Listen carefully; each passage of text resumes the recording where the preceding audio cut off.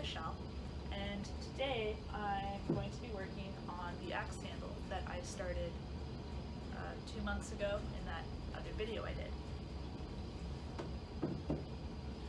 So it has been a while since I've made a video, and that's due to a few factors. It's due to the pandemic, it's due to me getting just a job at a grocery store nearby to make some money, and it's also because around Christmas I was very busy carving because I decided I wanted to carve all my Christmas gifts this year, and I needed a break from it all, so I haven't really, I did all that carving and then I just took a break for 2 weeks, however long it's been, so that is why I haven't made a video in a while. Also, I've made this new setup downstairs in the basement, so that's where we are now.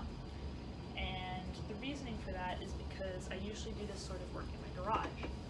The garage has horrible lighting. It's not heated, so it's if it's minus 20 out, it's not very pleasant to go in there with my snowsuit on, trying to work on things with metal tools. And my setup there isn't very good either, but I still want to share with you what that setup is, because I think that listening to how maybe silly or improvised my setup is might encourage people to just go out and try things and not be worried about, oh, I don't have nice tools or a nice workshop like other people have, I can't do this hobby. I want people to be able to see that, oh, it looks like it's possible to do this hobby with what I have, or maybe just making a small investment.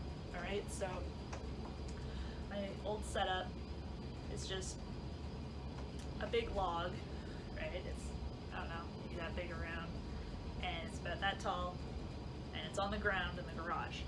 And I was rummaging through the garage and found an old vise. I don't know where it came from, and I don't know why it was in the garage. Put that vise on the stump, drilled it in, and that was my workbench. I didn't have to sit on the ground to work on it either, despite it being so low, because we have these chairs from when we were toddlers that are very low to the ground, so I could sit in this little chair and work on things.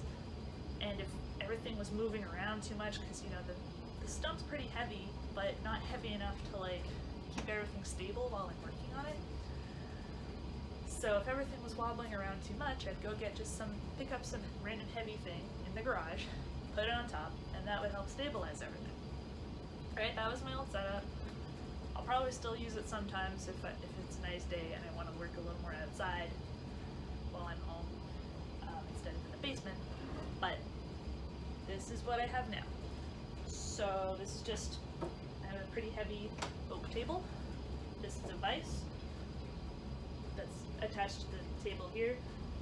I found the vise by rummaging through stuff in the basement, so I don't know why we have so many vices lying around, to be honest, but it's a vise.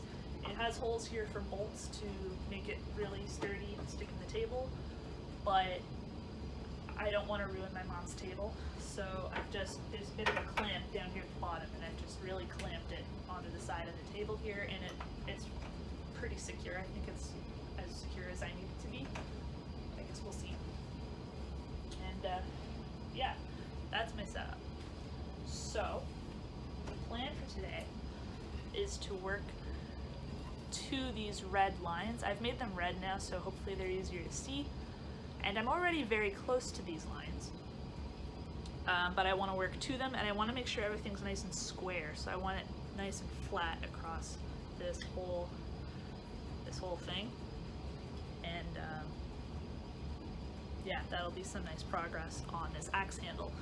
Now, one thing, I said in the last video that I was going to use a scale and weigh this periodically, and when it stopped losing weight, it meant that it'd be dry. But because I hadn't made a video in a while, and I was humming and hawing and couldn't really decide what to work on, and I saw this lying against the wall, I was like, hey, I feel like working on that. So this is what I'm working on. I didn't have a chance to weigh it because I decided kind of on the spur of the moment that it's what I wanted to work on.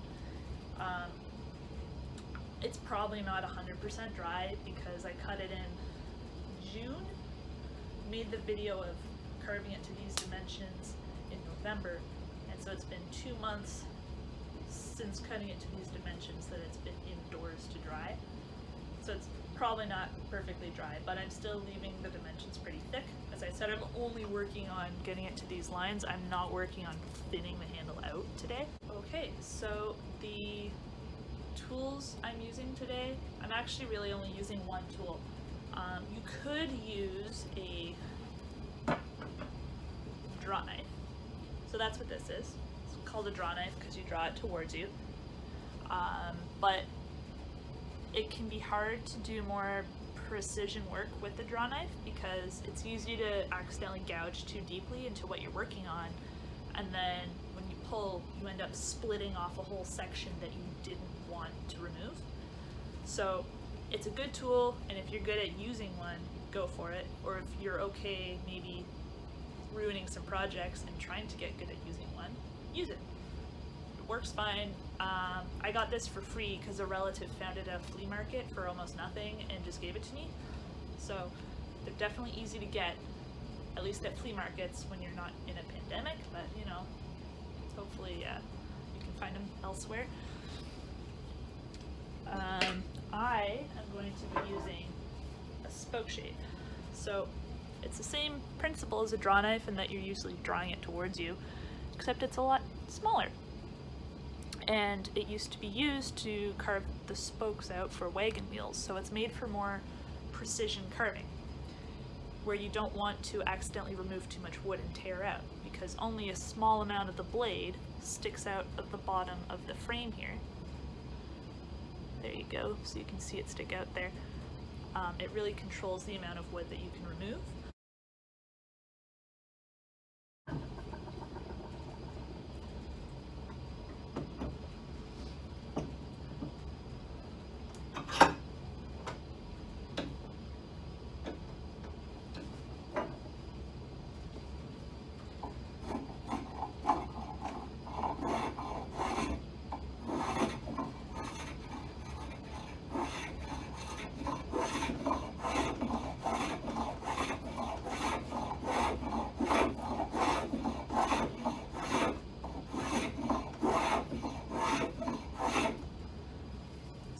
Starts off kind of rough because there are a lot of kind of gouges in here from when I used the axe, but then you start getting these nice little satisfying curls when you're cutting.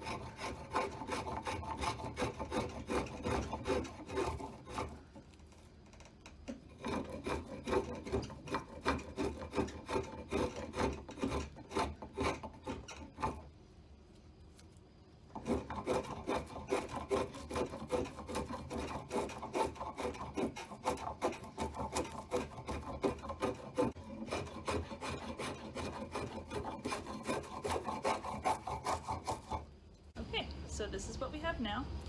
The actual shape of it kind of matches the lines. It's looking like an axe handle. And if I turn it on this side, without the confusing lines all over the place, right? Like, it's starting to come together. I'm going to save the shaping of this part of the handle for the end, because it's nice when you're trying to seat the head onto the axe handle that you have something square you can hit on. If I made this all pointy like this and tried to bang things on this end, I could end up cracking or breaking my handle if this is too delicate. So I'm gonna leave this square for a while. And then this I don't want to shape until I know the axe handle is a lot drier, because if it shrinks at all, then it'll be too loose for when I try to put the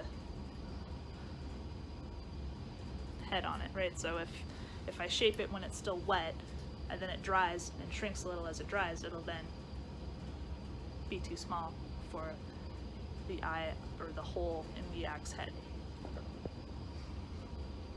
All right, so this I'm going to leave pretty rough for now as well.